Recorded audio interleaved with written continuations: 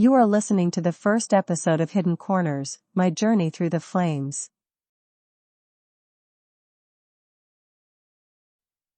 I've decided a lot of things lately. I've decided that I really enjoy using my words enough to put them on paper. Those weird thoughts of mine come and go, and lately they just go. Maybe this is my way of continuing to move away from fear, or perhaps I simply needed a place where I could just continue to learn how to be me. There's that well-known quote that goes something like, "Don't move the way fear moves you. Move the way love moves you," and of course, the grass is greener where you water it. I've been mostly incredibly proud at my strength and tenderness, but recently it's been a lot more challenging. As the symptoms progress and new ones pile on, the answers continue in their style to just bring more questions. The specialists refer to more advanced specialists or simply admit that my case is too complicated for them and they don't know where I could turn, in their field at least. At some point recently, the self-care and advocacy turned into a full-time job of paperwork, documenting, scheduling, and doing my best to keep it all together. I should have asked for more help sooner, I hinted. Probably in an incredibly silly, partially sarcastic way to pass it as a joke. But the jokes recently started getting darker. My humor has always been a little dark, a little raw, a little dad joke-ish, a little bit raunchy, but also wholesome, sometimes even those two at the same time. It had never been that dark. Last night, I told my husband I was spiraling, after discussing needing help hiring someone to get my medical files better organized. I'd also been considering hiring someone to help a few hours a week with things like medical paperwork, online portals, new patient paperwork for the sake of having paperwork, but also other daily tasks that I had once been capable of doing. It had gotten to the point that despite the current physical help in place, my mom, my wonderful friend and professional house cleaning magician, my husband and online ordering for things we needed, I was struggling with not knowing what to do, and not knowing what to do about that. I was being surrounded and crushed by the relentless waves of 1,000 seas, each time taking one more thing away from me, as I clung for my life, clutching onto the parts of my life that remind me about what's important and what I am living for. Why did it take me until now to ask for more help? I saw the waves coming with plenty of warning. I suppose I anticipated that I would be even more capable of warding off the vultures, the ones that always came after the storm to pick off the weak and injured.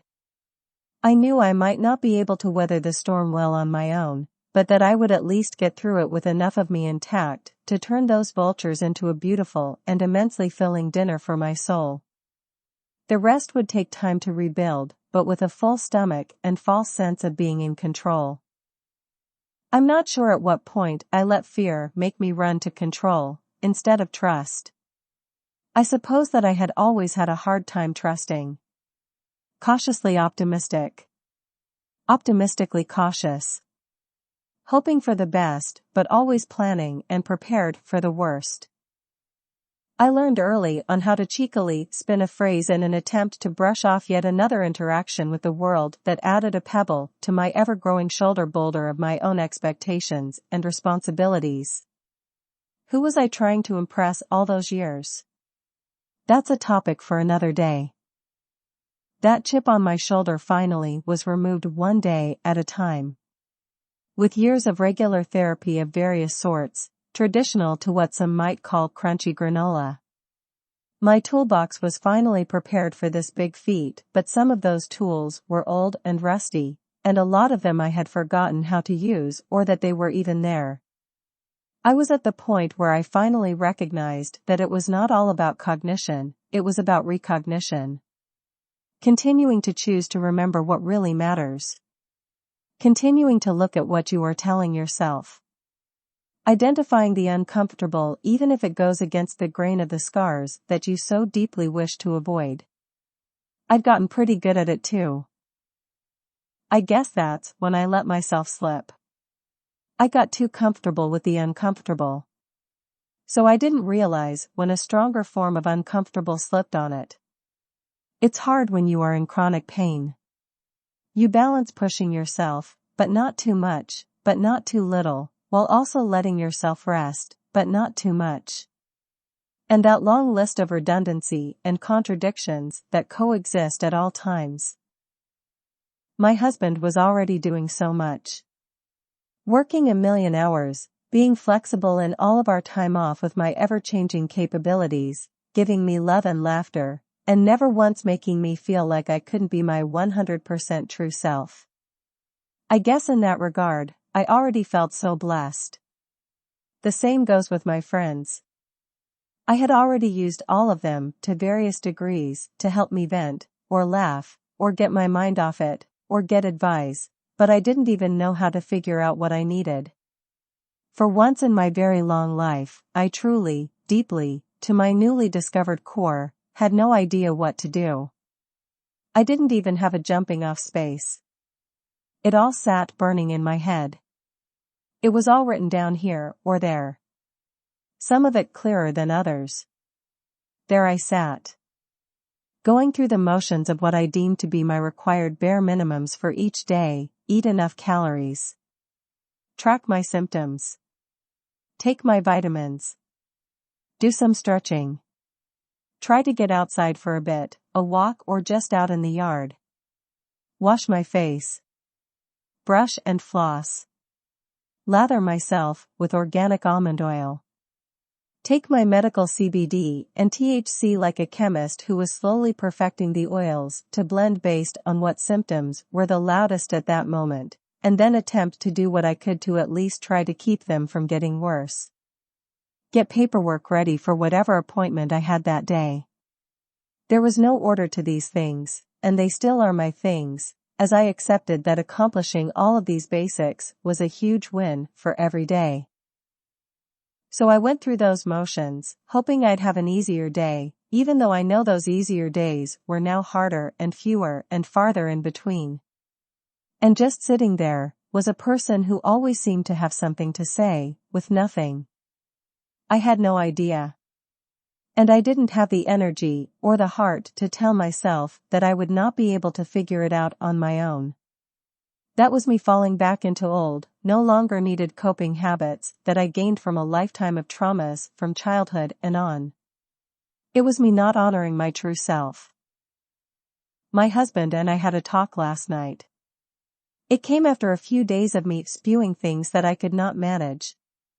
Everything had come to a breaking point, where I either had to assertively, clearly, and with an open heart ask for help. It was either that, or I continued down the doorsteps of regression and depression. Those hidden, dark corners are there for a reason. They are there to visit from time to time as a reminder. They are there to store the lessons you have found about what you do and do not want, about who you want to be, and about what you have achieved despite of the obstacles. They are not where you live. A long stay is not recommended. Traumatic wisdom is a new term I heard a few months back. It's true. It's wisdom. It's terribly grueling, painful, growth, and that growth is the most beautiful thing you will ever find in your garden.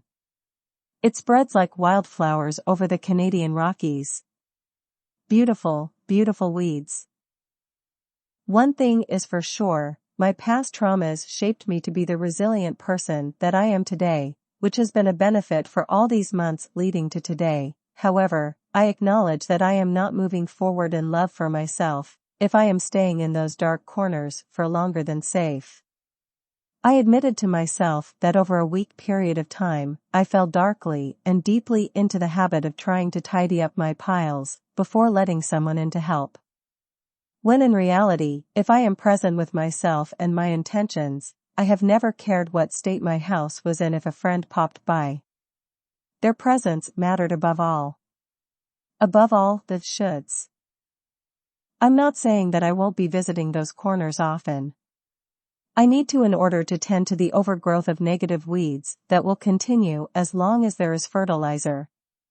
For me, right now, where there is a great deal of beautiful personal growth, there is an abundance of fertilizer for darkness. It has to go somewhere. Do I put it in my garden of joy? Or do I put it into my dark corners, so not to spoil the garden of joy with toxins? So I will visit these dark corners to cut back the weed of resistance, and try to bring out a few words of wisdom, or a ridiculous nonsense of a joke. But at minimum, my priority is not to stay there. 'Cause if I stay there, who will tend to my garden of joy? To wrap up this segment on what was meant to be, and still is, random ramblings that really needed to find a home on paper. Things that I just let flow as needed, probably riddled with typos, but certainly riddled with my own glowing light that I'm tending to. These things brought me to my silver lining in the sky after a dark, difficult week. A darkness that I have not felt in as long as I can contemplate. I put down my out-of-control firefighters in my brain. I sent the manager home for a much-needed vacation. I told my ego to sit down and to shut up. My husband and I have a plan now. He will be sacrificing his private students that he has had for years, and that I love so much too, in order to free up more time in his schedule. Hours of extra time twice a week. Something so small, yet so big. I'll be keeping an eye on the part of me that crawled out of her dark corner, as she has no place in the important areas of my life. Everyone backslides. It's okay. Just get up. Just keep breathing. Just keep nourishing you. In ending, I had no idea what I wanted to do when I created a separate Facebook page about my journey. I just knew I needed to create it, and let it sit there, until I knew what to do. I knew I wanted to share some funny jokes. Inspirational quotes that I make up. I also knew I wanted to share humanity, humility, and being human. In a way, creating that page was my own safety net, as I really didn't know what to do in those dark moments of last week, but I knew that I was drowning. And I knew I needed to write. I knew it had gotten bad when I was incapable of turning the dark humor down a notch, to a level of clever honesties, as opposed to the borderline nihilistic hemorrhaging humor that was slowly infecting my hope. I have a long way to go. This will be a long journey. There are a lot of unknowns. What I do know is that I still want to be that bravely brilliant old lady, walking down the sidewalk with her crutches, jokingly asking kids if they can give her a piggyback ride, while simultaneously checking the hot buns on the person jogging down the road. Find me where hope lives. Candidly yours. Hidden Corners, My Journey Through the Flames.